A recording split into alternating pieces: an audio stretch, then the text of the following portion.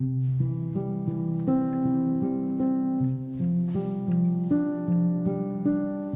this season of Advent, it's always a wonderful time to pause and reflect on the profound meaning of hope and expectation in our Christian lives. Advent is not just a countdown to Christmas, it's a season that invites us to embrace hope and anticipate the arrival of Jesus with eager hearts.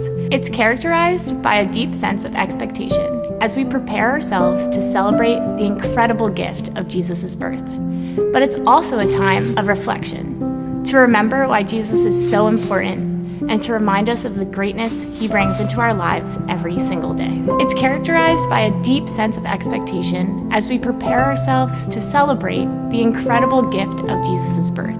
But it's also a time of reflection, to remember why Jesus is so important and to remind us of the greatness he brings into our lives every single day. Romans 15:13 says, "May the God of hope fill you with all joy and peace in believing, so that you may abound in the hope and power of the Holy Spirit." This verse beautifully encapsulates what Advent is really all about. It reminds us that hope is truly a gift from God, one that fills us with joy and peace. It also reminds us that we can place our trust in Him because the Holy Spirit is always with us.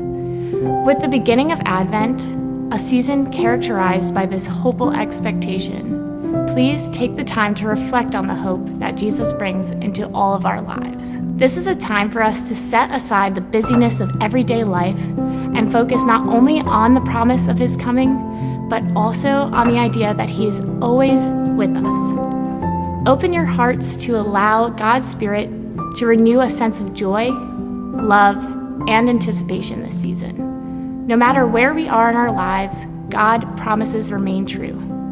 We all get to look forward to celebrating the joy of Christ's birth and the peace that His presence brings with us. So, as we move through this Advent season, let's hold on to that hope. Let's allow it to fill us with joy and peace.